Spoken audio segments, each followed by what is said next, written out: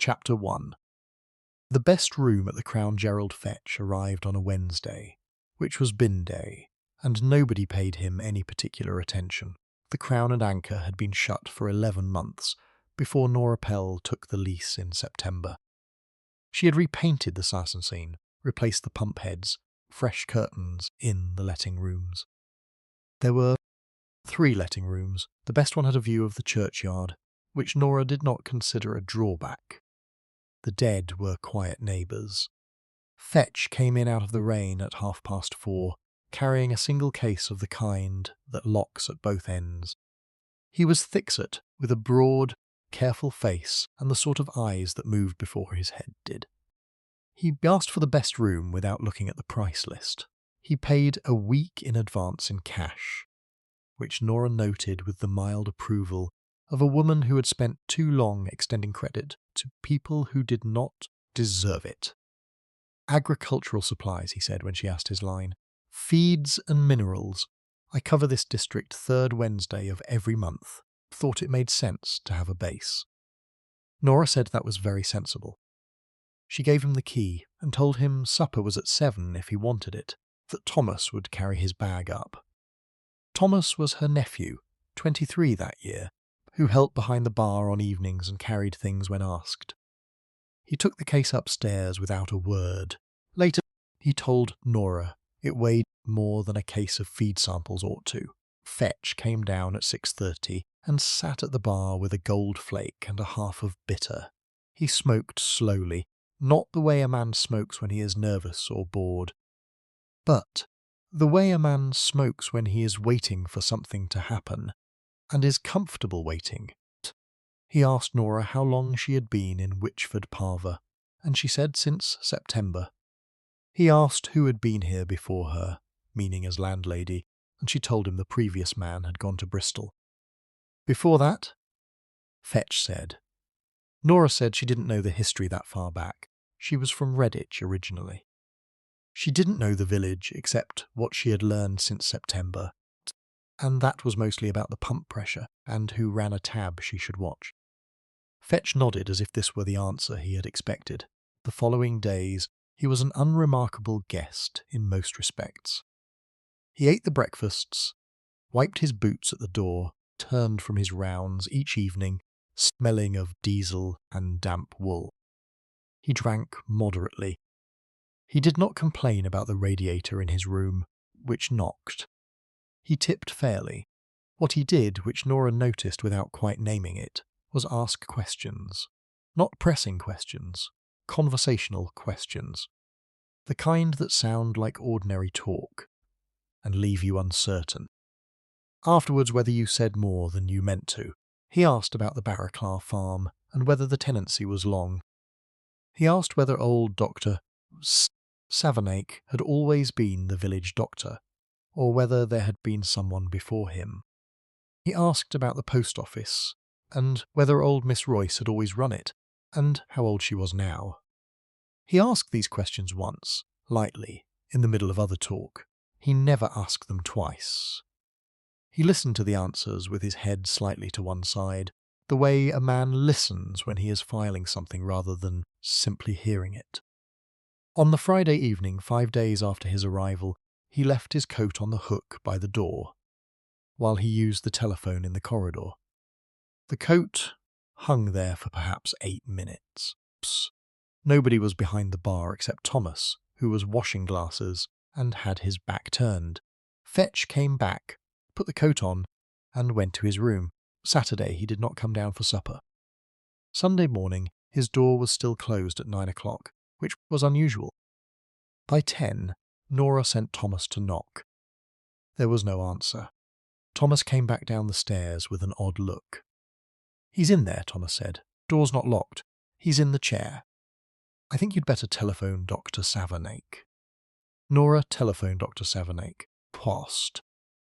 Then she stood in the corridor with her hands pressed together and thought about the week's rent paid in advance, and about the case with the double locks, and about all the questions Fetch had asked, and whether anyone was going to ask her the same ones now. Chapter 2. What Nora Pell thought. The first thing Nora Pell had thought, when Gerald Fetch walked in on that Wednesday, that he was trouble of a particular kind. Not aggressive trouble, not drunk trouble, the quiet kind that knows something and plans to use it. Her late husband Derek had worked in insurance assessments, and the assessors who frightened people were never the loud ones. Still, a paying guest was a paying guest. Crown and Anchor had been losing money since October. When the weather turned and the passing trade dried up, there was no through road in Witchford Parva unless you were going to the Barraclar farm or the old mill. And neither of those brought foot traffic. Nora needed the winter letting trade, and Fetch was the only person who had asked about a room in 6 weeks. She had watched him because she watched everyone. It was a skill from the Redditch years, from the time when Derek was still alive, and she had run the front of house at Brothers Hotel, and learned that you could tell nearly everything about a person from the way they ordered. Fetch ordered simply, and without fuss. He was not a man who used food or drink to assert himself. What he used was information. By the end of his first week, Nora had the distinct impression that he knew more about Witchford Parva than she did, despite having been there a third of the time. The questions about Dr. Savernake, her Mondaycade, had unsettled her, particularly not because she had anything to hide in that direction, because they had been followed, 2 days later, by a question about Derek. Not about Derek directly. About her late husband's line of work. Insurance, wasn't it? Fetch had said on the Thursday evening very casually. Nora had said yes and asked how he knew that. You mentioned it, Fetch said. She was almost certain she had not mentioned it. She had said she was from Redditch. She had said Derek had passed away 8 months ago. She had not said insurance. She did not pursue it, poured him his half of bitter, and went to check on the kitchen. Thomas had his exchange with Fetch on the Friday evening, which Nora witnessed from the other end of the bar. She could not hear what was said.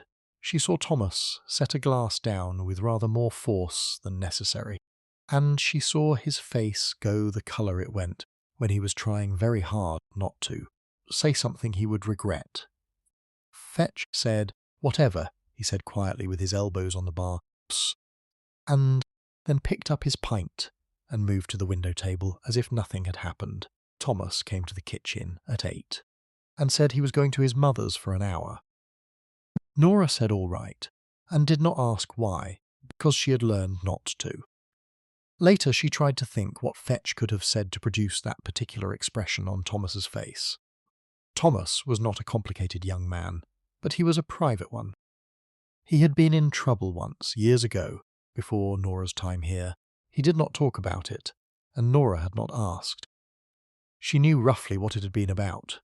The way you know things in a village, which is to say she knew a version that was probably 60% accurate, and attributed the rest to general embellishment. What she had not known, till after Fetch was dead, and the police were asking questions, was that Fetch had apparently told Thomas the trouble from years ago was about to become known to Miss Adler, who taught at the primary school in Farrow Cross, and who had been walking out with Thomas since the summer. Whether Fetch had actually meant to do anything with that information, or whether he was simply the kind of man who liked to let people know he knew things, was a question Nora could not answer. She suspected the latter. Men like Fetch often didn't want money. They wanted the feeling of holding the door shut. On the Saturday, Fetch did not come down. Nora assumed he was tired from his week of rounds. She left a tray outside the door at lunchtime and collected it at 4. The soup had been drunk and the bread eaten, as he was alive at 4 on Saturday afternoon. Sunday morning, Thomas knocked. Dr. Savernake arrived at 10:30, was 61, and had been the village doctor for nearly 30 years, and he had the manner of a man who had delivered bad news so many times that it had lost its weight for him.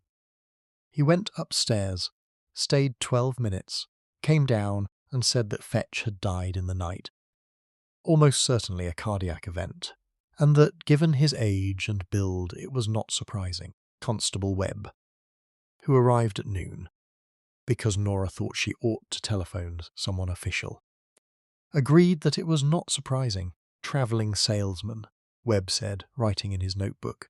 Heavy fellow. These things happen. Nora said yes. Was thinking about the cigarette packet on Fetch's windowsill, which she had seen when she looked in through the door before Webb arrived. It was a fresh packet of gold flake, or nearly fresh. She had sold it to him herself on Friday. He had smoked one in the bar on Thursday and one on Friday. There should have been 18 left. She had counted them from the doorway, touching anything, because she was not sure what the rules were. There were 16. She did not mention this to Webb. She was not sure why she didn't. Perhaps because it seemed like exactly the sort of detail that meant nothing and could be made to mean a great deal, and she had lived long enough to know the damage a single wrong detail could do to a person who was already easy to suspect. Chapter 3. Tuesday morning Edith Royce had run the Witchford Parva post office since 1938, when her father died and the counter fell to her.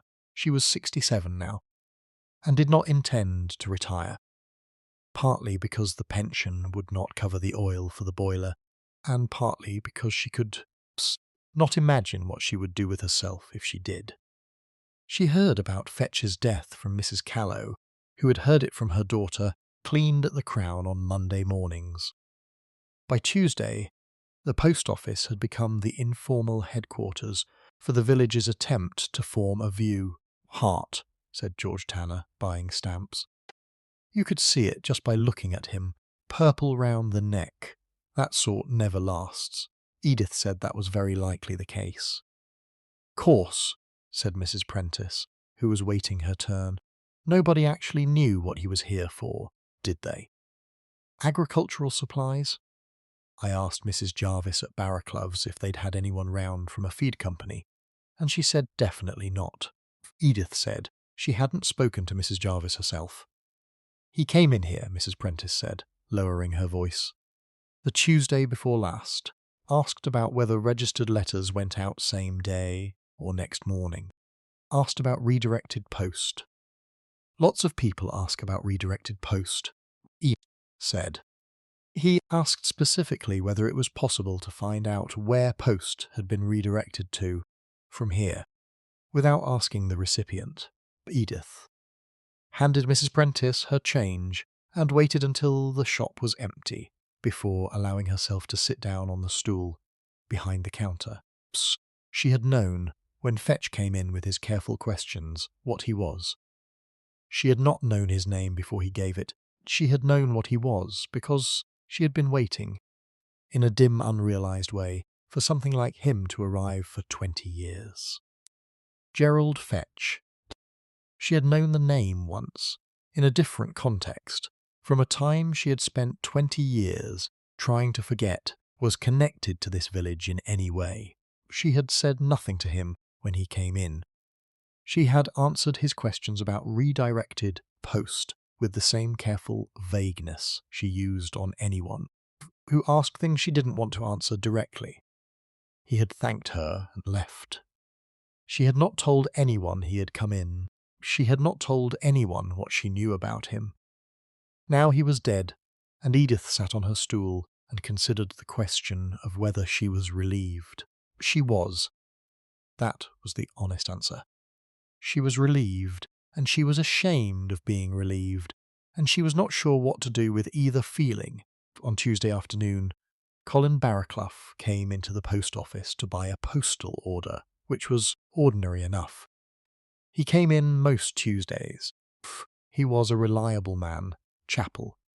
Paid his bills on time, had been a fixture in the village since before Edith could remember. His wife Agnes had been Edith's particular friend once. Agnes had been dead 12 years. Colin asked for a 5-shilling postal order and passed the time of day about the weather, which had been relentless for 3 weeks. He mentioned Fetch's death in passing, as you mentioned things in passing when you had nothing to hide. Poor devil, Collins said. Miles from home, family apparently. Mrs. Pell's in a state about the practicalities. Yes, Edith said. You'd met him? He came in here? Once, Edith said, asking about redirected post. Nothing much. Colin nodded. His face was the same steady, lined face it always was. He took his postal order, put it in his wallet, and said he hoped the weather would turn by the weekend. That evening, Nora Pell telephoned Constable Webb again. She said she had been thinking about the cigarettes, and she thought he ought to come and look. Webb came. He counted the cigarettes himself, touching them, then called in to the county station. They sent a man from Exeter the next day, and that man looked at the cigarettes, and at Fetch, and telephoned Scotland Yard. Scotland Yard sent Detective Inspector Parrott on the Thursday morning train.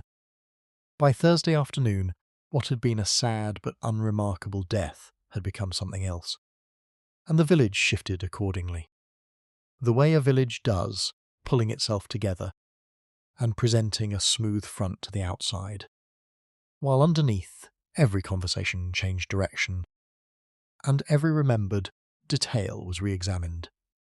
Edith Royce stood at her counter and sold stamps, and said as little as possible.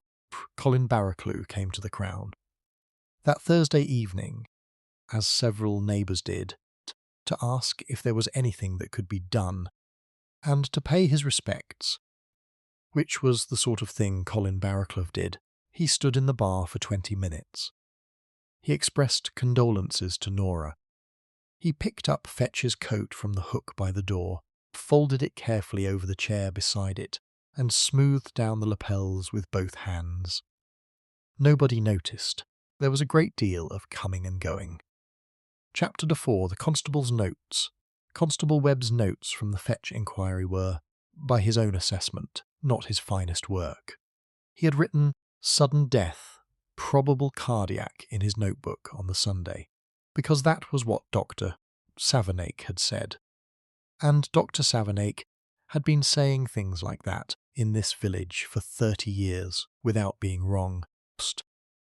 When Nora Pell telephoned on Tuesday evening about the cigarettes, Webb had felt the particular drop of the stomach that comes to a man who realises he has already closed something he should have left open. He drove to the Crown, looked at the cigarette packet on the window-sill, counted 16 cigarettes. In a packet that ought to have held 18, stood there, for 2 minutes feeling the weight of his own competence pressing down on him. Possible. Fetch had smoked 2 cigarettes in his room that nobody had seen. It was possible he had given 2 away. It was possible Mrs. Pell had miscounted when she sold the packet. It was also possible that one of the missing cigarettes was the thing that had killed a man, and Webb had left it sitting on a dead man's windowsill for 2 days, while the village made up its mind about what it thought. The man from Exeter, a Sergeant Hollings, was careful and thorough, and did not say anything unkind to Webb, which Webb found worse than if he had. Hollings bagged the cigarette packet and what remained of the ashtray's contents and sent them to the county laboratory. He also, to his credit, thought to ask Dr. Savernake whether a nicotine toxicity might produce symptoms consistent with cardiac arrest, and Savernake, after a pause that ran about 3 seconds too long, said that it was possible in theory. That pause was what got Savernake into trouble, though not the trouble people later assumed. Parrott arrived on Thursday. He was 47, medium height, with a kind of face that gave nothing away, not through training but through genuine absence of expression. He read Webb's notes on the train, apparently, because when he arrived, he had already formed questions that presupposed Webb's gaps, and he asked them without making the gaps a personal matter. He interviewed Nora Pell first. She was composed and clear. She gave him the timeline of Fetch's stay. The questions Fetch had asked, the coat on the hook, the telephone call on the Friday. She mentioned Thomas's exchange with Fetch and did not attempt to minimise it. She mentioned Fetch's questions about Dr. Savernake and the Barraclough farm.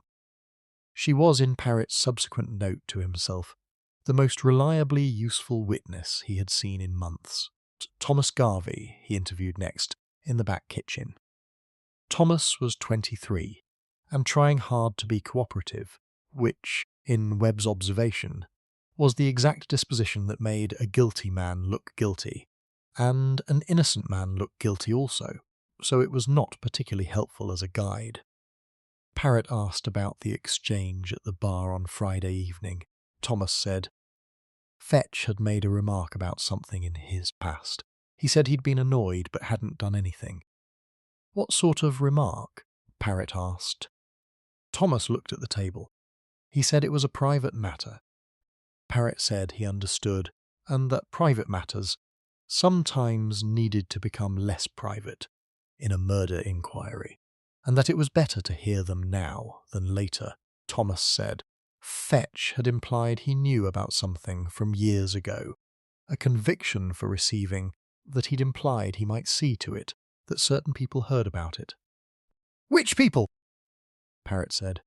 Thomas said a woman he knew, teacher in Farrow Cross. Parrot wrote this down and moved on. He did not, in Webb's view, react to it as much as he should have. Parrot was a man who reacted to things later, and in private, so it was hard to say. He asked Webb, after the interviews, whether there was anything else the village should offer up that hadn't been offered. Webb said there was Dr. Savernake's pause. Parrot said he had a meeting with Savernake at 5 o'clock. Savernake was not at his surgery at 5 o'clock. He was at his surgery at 5:20, slightly out of breath, with the smell of wood smoke on his jacket. Webb, who had driven Parrot over, noticed a line of grey ash along the left sleeve. Savernake said the delay was a patient running late. He showed them into the sitting room and offered tea, which Parrot accepted and Webb declined. The interview lasted 40 minutes. Savernake was evasive about what Fetch had come to see him about on the Friday, before his death. He said it had been a general consultation. He said Fetch had complained of palpitations. He said he had advised rest and less smoking.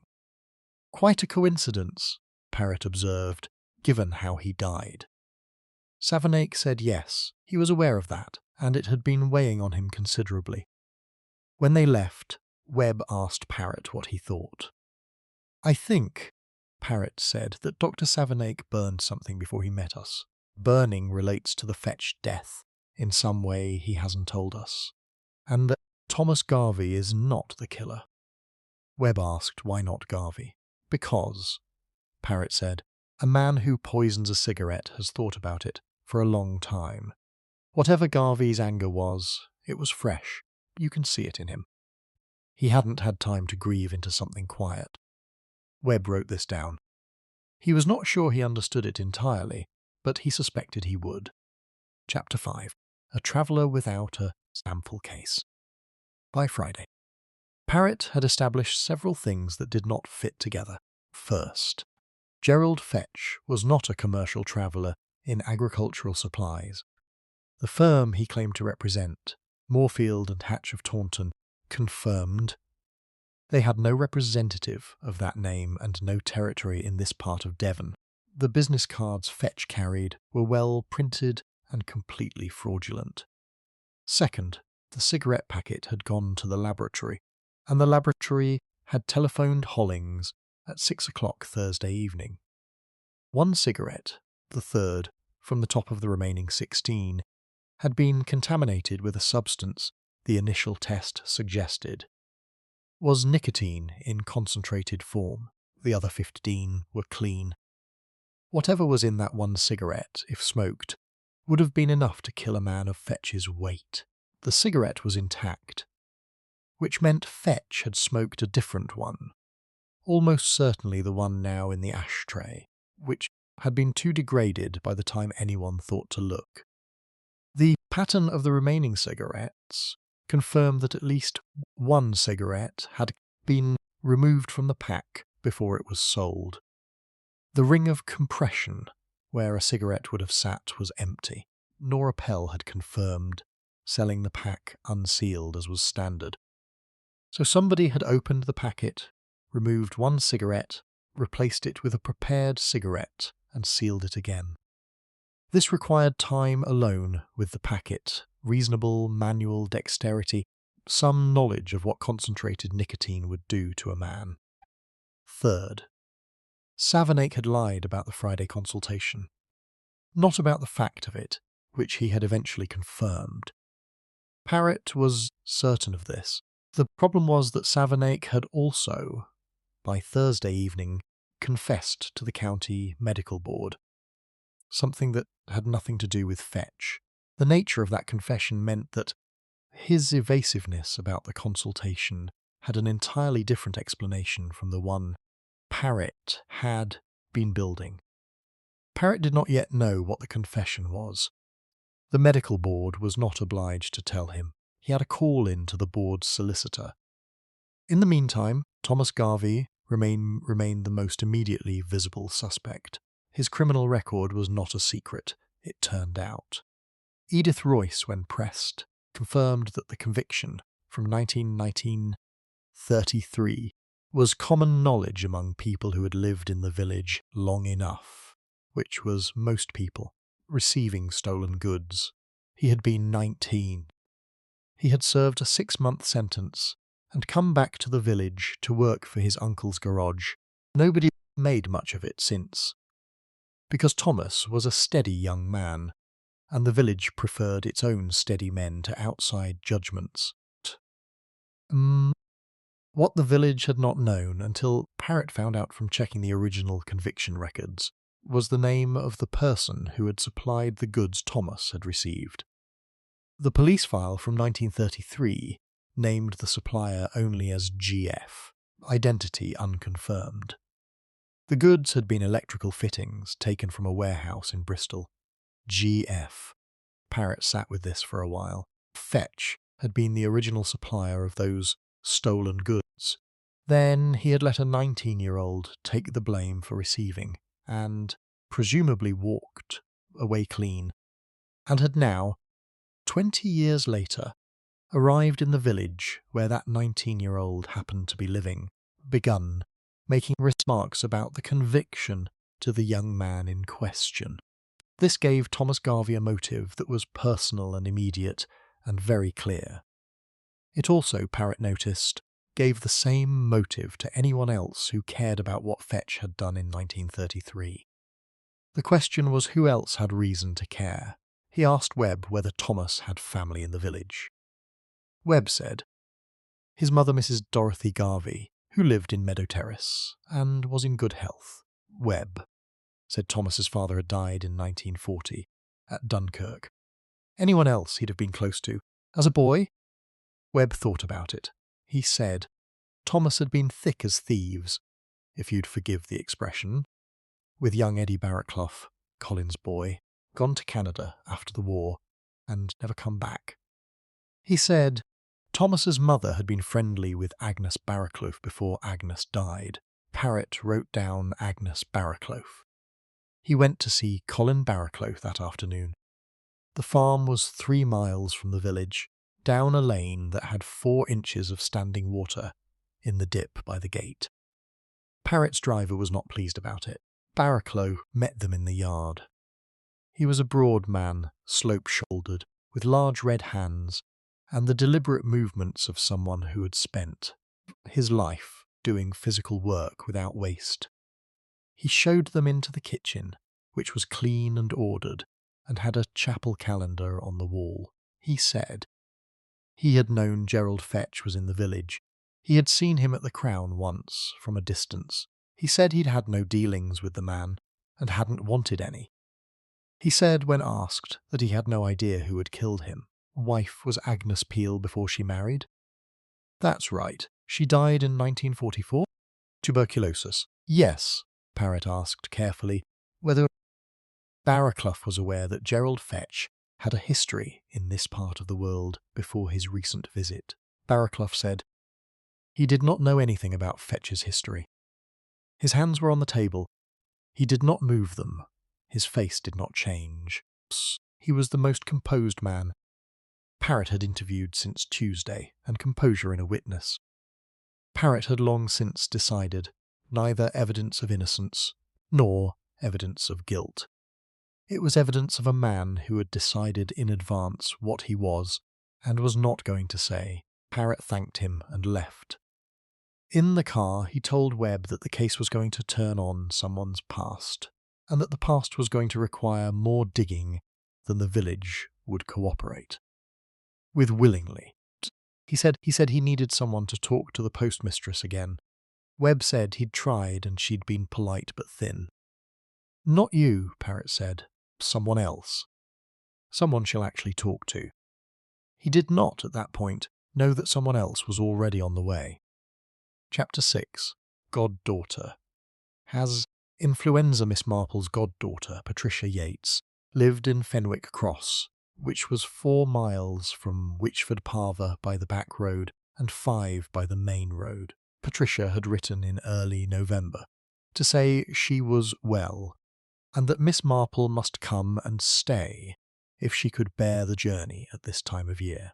Miss Marple had come because Patricia was dear to her, and because St. Mary Mead in November, with the garden done, and nothing to occupy her afternoons except other people's business, was not a place conducive to any sort of peace. She arrived at Fenwick Cross to find Patricia in bed with a temperature of 102, a doctor who said she was not to have visitors, and a neighbour, Mrs. Thorpe, who said she was very sorry. But there wasn't a spare room to be had, since her daughter had come down from Birmingham for the month. Patricia, from her sickbed, said she was dreadfully sorry, and had telephoned the Crown and Anchor in Wychford Parva, which had rooms, and Mrs. Pell had said she was welcome. Miss Marple said that was perfectly all right, and not to worry, and that she would come back when Patricia was better. She meant it. She was not a woman who manufactured sentiment out of inconvenience. She arrived at the Crown and Anchor on a Thursday afternoon, in the middle of what Nora Pell was already thinking of as the worst fortnight of her life. Nora showed her to the second best room, the one whose view was of the garden rather than the churchyard, apologised for the noise from the police cars. Miss Marple said she hadn't noticed any noise. She was given tea in the small sitting room, which was off the bar and had a fire going. She sat with her knitting, which was a grey cardigan for her nephew Raymond's wife, a woman who had expressed no desire for a grey cardigan, but who would receive one because grey was practical, and Raymond's wife was always cold in the evenings. Thomas Garvey brought the tea. He was not his usual self, which Miss Marple could not have known since she had never met his usual self, but she could see that he was a young man under a particular kind of strain. He set the cup down and moved the milk jug 3 times without deciding where it should go, then left without saying whether the shortbread was today's or yesterday's. Nora came in at 5:30 and sat down, not because she wanted to talk to a guest, but because her legs had been going since 6 in the morning, and there was nowhere else to sit. Miss Marple asked whether something had happened. Nora, who had been keeping the facts in careful order for a week, and was exhausted from it, told her. Not everything, the shape of it, a guest dead in his room, the police, the cigarette, and a detective from London, who had been asking questions that made everyone uncomfortable. Miss Marple listened without interrupting, which was a quality not everyone had. What was the man's name? She asked when Nora had finished. Fetch. Gerald Fetch. Miss Marple said that didn't mean anything to her, and went back to her knitting for a moment. This detective, she said, is he the kind who wants to be left to it, or the kind who finds extra information useful? Nora thought about Parrot. He was not, she decided, the kind who wanted to be left to anything. He wanted information from wherever it came and processed it without fuss. The second kind, she said. Miss Marple nodded. She asked whether there was anyone in the village who had lived there a very long time and might know more of the background to things than a newcomer would. Nora, said the postmistress. Miss Royce had been there all her life. I should like to buy some stamps tomorrow, Miss Marple said. If you could tell me where the post office is. She finished her tea, asked for a hot water bottle for the room, and went up to unpack. She was tired from the journey, and the cold got into her hip when she sat in draughty trains. She did not want to do anything this evening except be warm. But the name Fetch had lodged somewhere, not because she recognised it, but because of the way Nora had said it, with that slightly deliberate flatness that people used when they were saying a name they had been saying for days and had learned to control their face around. And the cigarette, the way Thomas Garvey had moved the milk jug. She would buy stamps tomorrow. Chapter 7. The postmistress knew. The post office was on the high street, between the butcher's and a shop that appeared to sell agricultural ironmongery, had not updated its window since the Festival of Britain. Miss Marple went at 9:30, when the morning rush, such as it was, would have died down. She bought a book of stamps, a packet of envelopes, and a small tin of throat lozenges, which she did not need, but which gave her a reason to be at the counter for longer than stamps alone would justify. Edith Royce was a tall woman who had gone thin in old age, the way some women did, as though they were gradually becoming their own skeleton. Her hair was white and kept severely. She had the eyes of someone who had spent decades observing, and almost none of it talking. Miss Marple said she was staying at the Crown and Anchor. I know, Edith said. Mrs. Pell telephoned last evening. She said you were a friend of her goddaughter in Fenwick Cross. Yes. Poor Patricia has influenza. There's a lot of it. Edith counted out the change with precision. You've arrived at an awkward time. So I understand. Miss Marple looked at the tin of lozenges as if deciding whether she needed a second tin. I've met the detective from London, Mr. Parrott. He seems a sensible man. Does he? The kind who gets there eventually. Though sometimes eventually is too late for certain purposes. Edith did not answer immediately.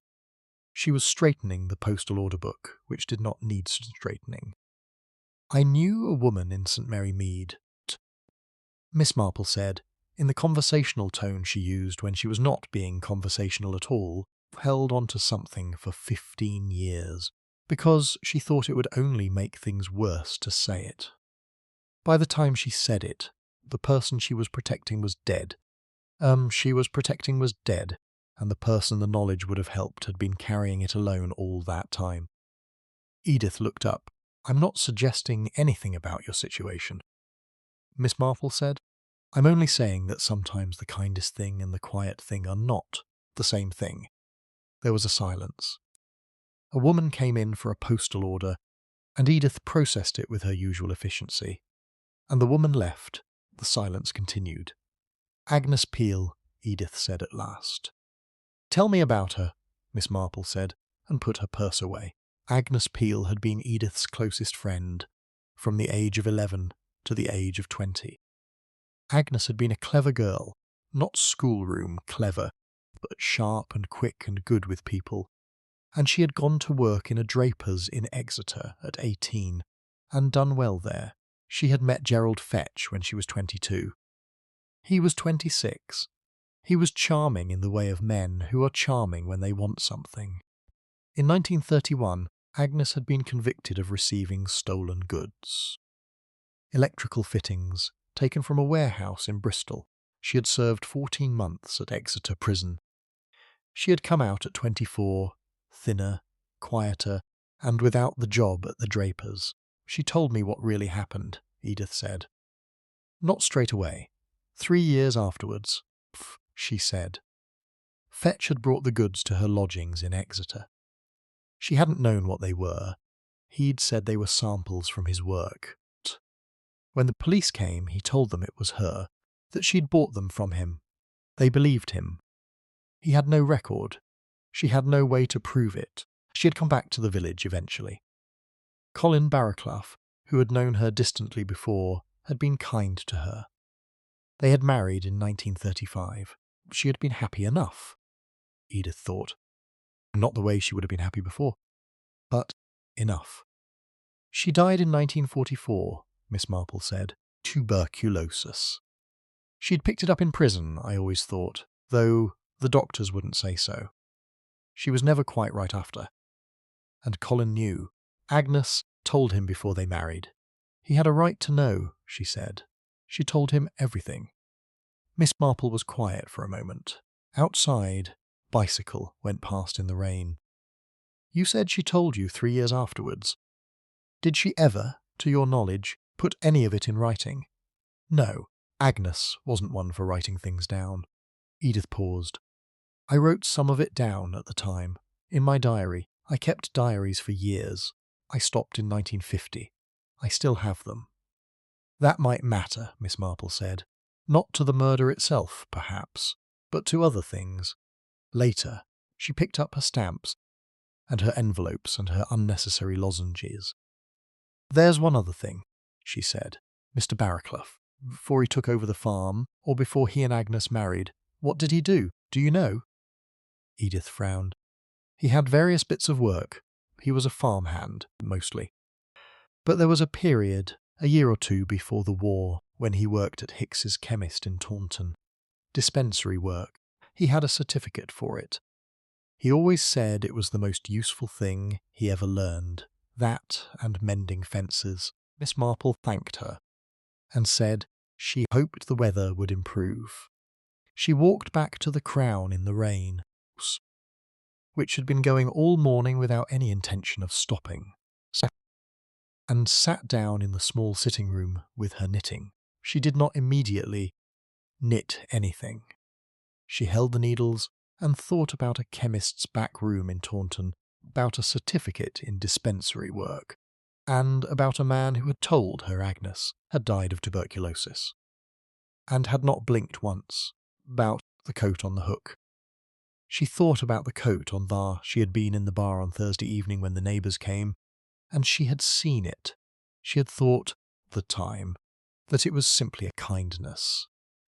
But it was not a kindness. It was a man who had touched that coat before, who knew the weight of it, folded it the way you fold a thing you are familiar with. She needed one more thing before she was certain. She would go to chapel on Sunday. Chapter 8. Barraclough's cuffs. Sunday chapel in Witchford Parva was Methodist, which suited a quarter of the village and was tolerated by the rest. Miss Marple was Church of England, by instinct and by habit. But she had sat through many different services in the course of her life, and had found that God, on the whole, was not particular about the architecture. She introduced herself to the minister beforehand as a visitor staying at the Crown while her goddaughter recovered from influenza. The minister, a thin young man called Mr. Featherby, seemed pleased to have her. The congregation was 12. Colin Barraclough was in the third pew, from the front, alone. Miss Marple took a seat 2 pews behind him, to the left. The service was 1 hour and 10 minutes. Barraclough sat straight throughout, the stillness of a man who does not fidget, and has never found the need to. He sang the hymns without looking at the book. He was known here, clearly, and at ease. During the second reading, he leaned forward slightly to find the page, and his jacket cuffs drew back. Miss Marple looked at his wrists. The smell she caught was faint.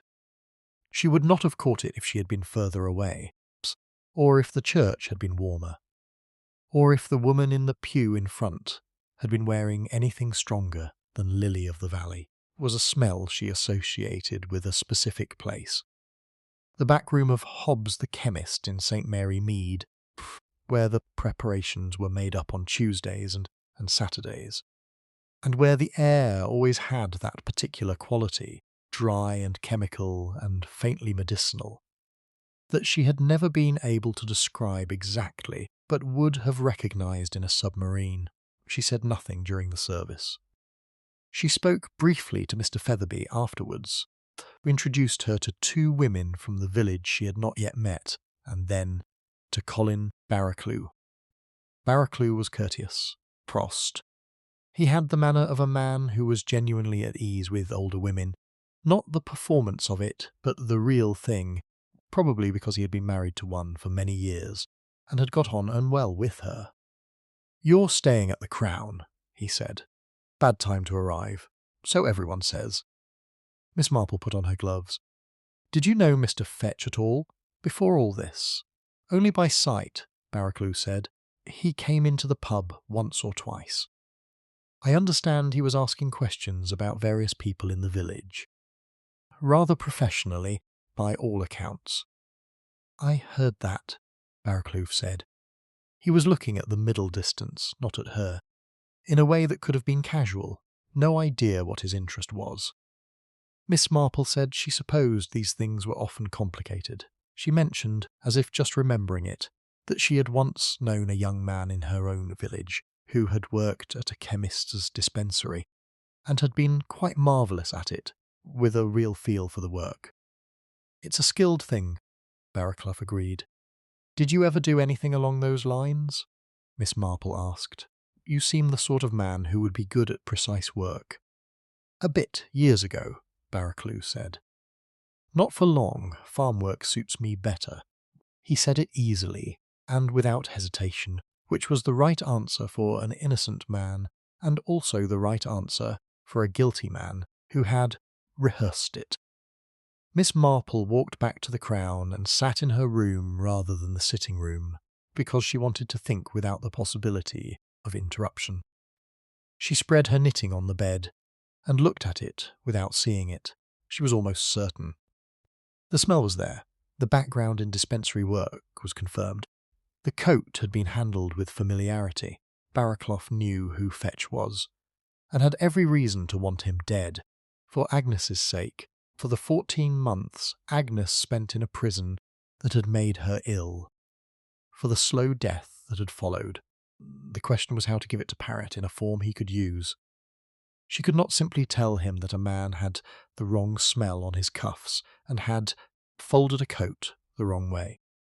Webb might have filed that under eccentric elderly lady, and even Parrot, for all his good sense, would require something more concrete. She needed Barraclough to give himself away in a way that could be repeated and, ideally, written down. She had done this before. It was not something she enjoyed. The people she set traps for were not always people she disliked. She did not dislike Colin Barraclough. She thought he had done something unforgivable for entirely comprehensible reasons, and she thought Agnes Barraclough, née Peel, probably been a woman worth understanding. And she thought Fetch had been the kind of man who left damage behind him wherever he went, whose absence from the world was not something she found herself mourning. None of that altered the necessity. A murder was a murder. Right to private revenge was not something the law accommodated. And for practical reasons, since almost everyone had a version of it somewhere in them. You could not make exceptions. You made the first exception you had given over the entire business to individual judgment. And individual judgment, Miss Marple had observed in a long life of observing, was not. She picked up her knitting. She would need Parrot. Not yet, but soon. First she needed Barraclough to do the thing she expected him to do, and she thought if she set the conditions correctly, he would. Chapter 9. Dr. Savernake's Papers. The County Medical Board's solicitor telephoned Parrot at the Crown on Monday morning, and the conversation lasted 11 minutes. At the end of it, Parrot stood very still for a moment, and then asked Webb, who was standing in the corridor pretending not to listen, to make him a cup of tea. Dr. Savernake had been prescribing morphine for a patient for 14 months, at a rate considerably above what was strictly defensible. The patient, a man of 72 named Arkwright, who lived alone on the far side of the village, had been in genuine and severe pain from a bone condition that had not responded to other treatment. Savernake had not profited from it. He had simply done what he thought was kind, and had kept very poor records of it, and Fetch had found out. How Fetch had found out was not immediately clear. Parrot's working hypothesis, based on what he now knew of Fetch's methods, that Fetch had come to the village with a list of vulnerabilities, and had gathered the rest locally. Savernake's overprescriptions would not have been difficult to piece together for someone with access to the right information. And Fetch, with his careful questions at the post office about redirected mail, had been trying to establish something about documentation. Fetch had come to see Savernake on the Friday before his death. He had told Savernake that he was aware of the morphine situation. He had not asked for money, which surprised Savernake. He had said only that he wanted a medical opinion on his own heart, that he had been experiencing palpitations, and that he wanted it done quietly and off any record. Savernake had examined him. The heart was not good. He had told Fetch so, and had prescribed rest and a reduction in smoking. Fetch had thanked him and left. Papers Savernake had burned. On Thursday evening were his notes from that consultation, and from several others relating to Arkwright. He had panicked when Scotland Yard was called in. He was, Parrott concluded, not a corrupt man, but a frightened one. Two things looked similar from a distance. So Savernake's clear, Webb said when Parrott told him. For the murder, yes. Board will deal with the Arkwright matter separately. That's not our business. That leaves Garvey, Webb said, something that sounded to Parrott like hope. Garvey had a reason to be angry, Parrott said. He didn't have the knowledge to prepare the cigarette. He's not a chemist. He was 19 when he got that conviction, and he's been in garages and bars since. Where would he have learned to extract nicotine? Thought about this and did not answer. What we need, Parrott said, is someone with dispensary or chemical knowledge and a connection to Fetch's past, and access to the coat on the hook. He had been back to the Crown on Sunday evening and had spoken to the publican staff again about who had been in the bar. On Thursday night, the night the neighbours came. The list was 12 people. He had gone through it twice. Barracloux's name was on it. He had not yet spoken to Barraclough a second time, part because he had nothing specific enough to confront him with, and partly because he had the feeling, which he trusted from experience, pressing too hard on a careful man. Before you, something solid, produced nothing useful. Miss Marple came downstairs at 11 and asked if she might have a word. Parrott had been aware of her since Friday, when Nora mentioned Miss Marple was staying. He had not sought her out, because he did not, in general, seek out guests at an inn in the middle of a murder investigation. He had, however, made a telephone call on Saturday to a colleague in London, who had worked a case in St Mary Mead 7 years ago, and the colleague had said, in a tone that conveyed more than the words, that Miss Marple was the kind of old lady you listened to. He showed her into the small sitting room and closed the door. She told him about Edith Royce and Agnes Peel, and the 1931 conviction. She told him about Colin Barraclough's dispensary background. She told him about the coat on the hook on Thursday evening, and what it meant that Barraclough had handled it with the ease of familiarity, she said. She thought Barraclough had spent the whole of his adult life carrying what had been done to Agnes, and that Fetch's arrival, still operating in the same way, had been the thing that finally made him act. Parrott listened without writing anything down, which Miss Marple noted. "You'll want something more than that," she said. "I'll want something a great deal more than that." "Yes," Parrott said. He was not unkind about it. "What if," Miss Marple said, "you had a witness who had seen someone at the coat hooks on the Friday evening, not Thursday when the neighbours came. Friday, before Fetch came down to the bar. Someone who saw the coat being interfered with. Do I have such a witness? Parrot asked. No, Miss Marple said. But Mr. Barraclough doesn't know that. Parrot looked at her for a moment. If I invented a witness, he said, and used it in any formal capacity, that would be inadmissible at best, and a serious problem at worst. Wasn't suggesting you invent one, Miss Marple said. I was suggesting that I mention one in conversation.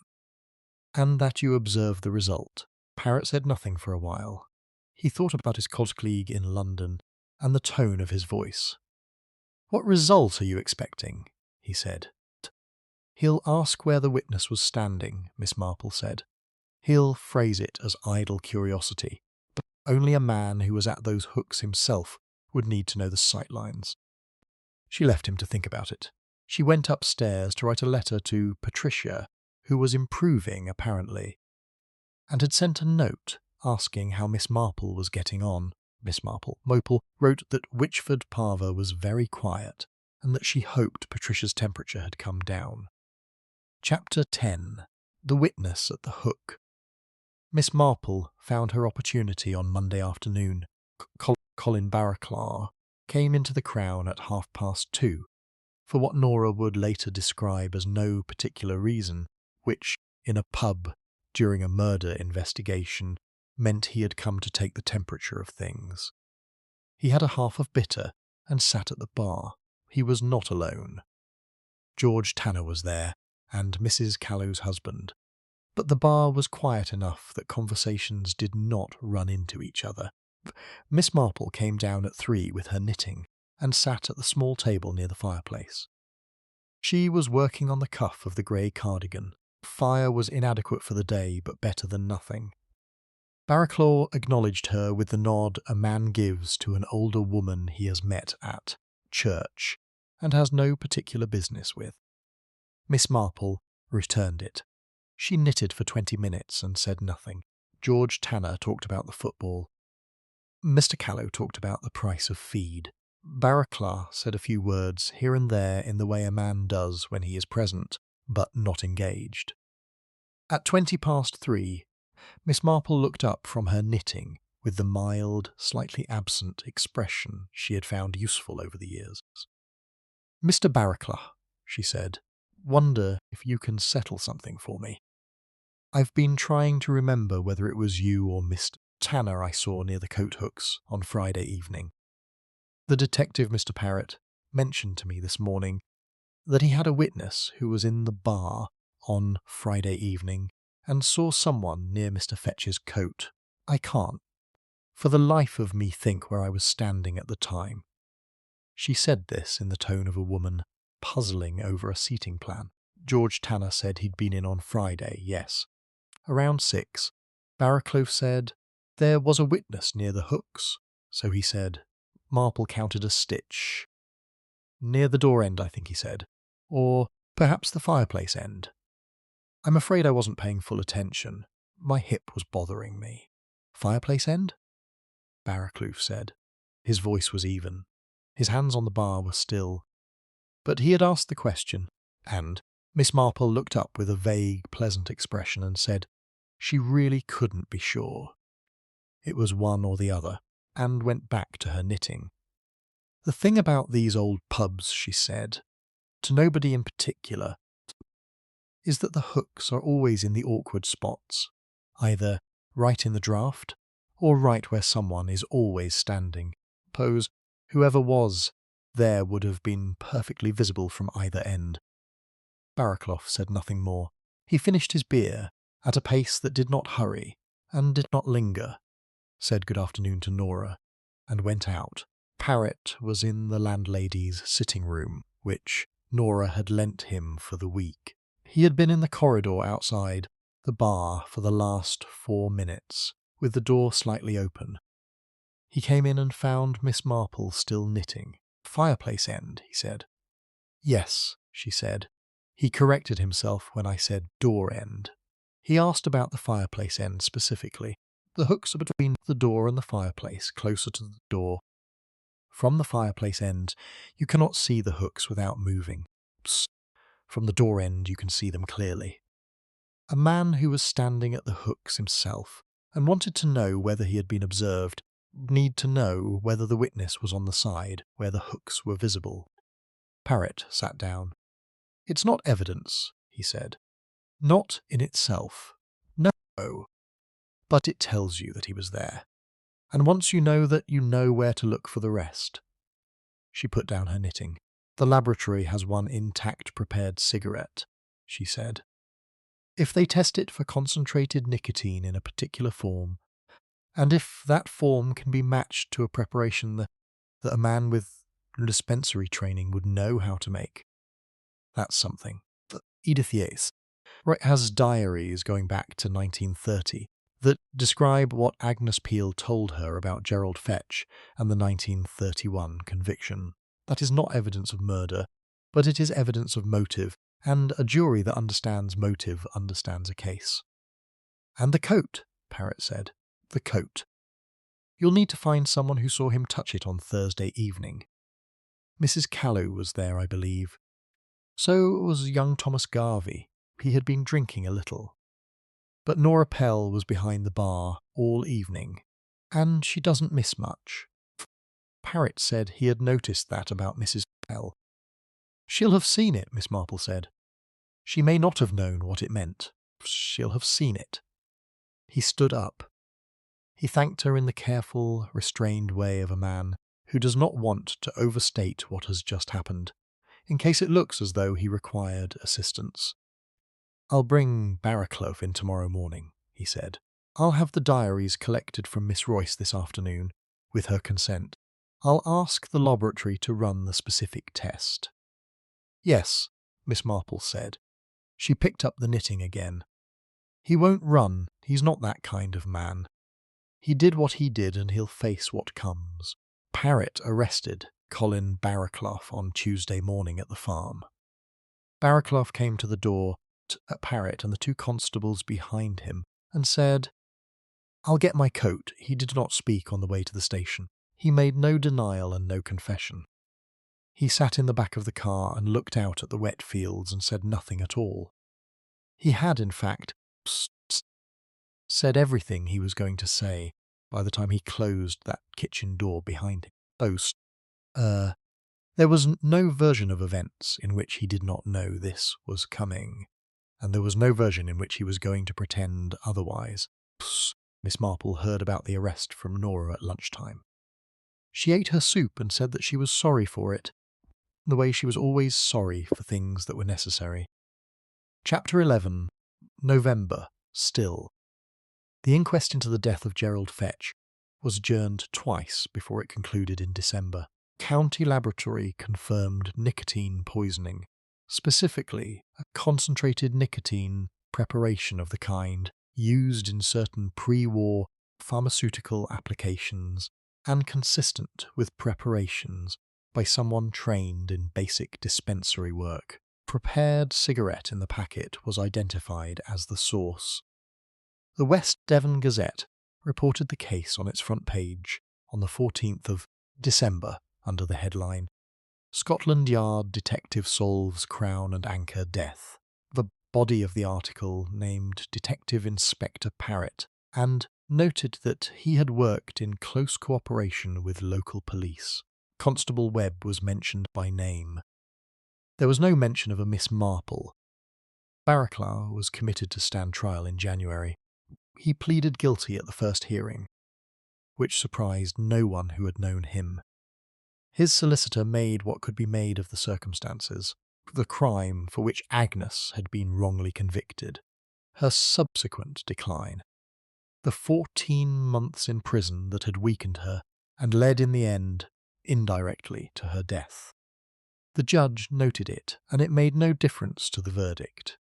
It made a difference, perhaps, to how the village remembered it later.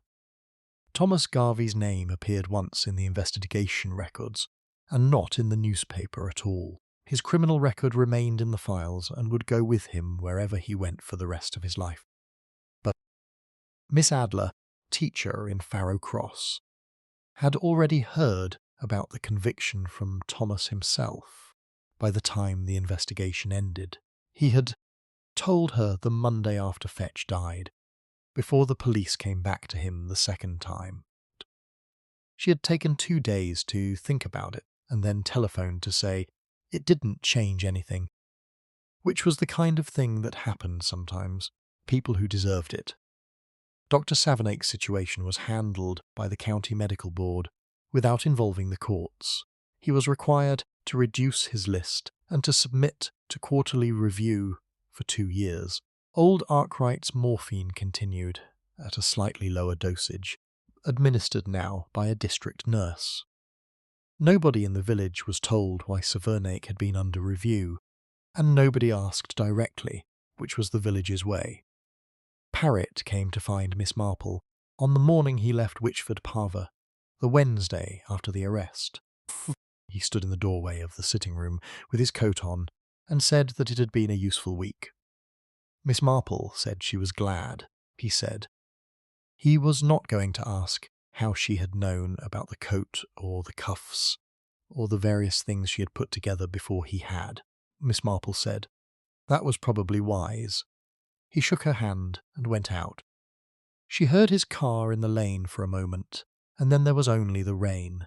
Nora Pell came in at 11 with a pot of tea she had not been asked for.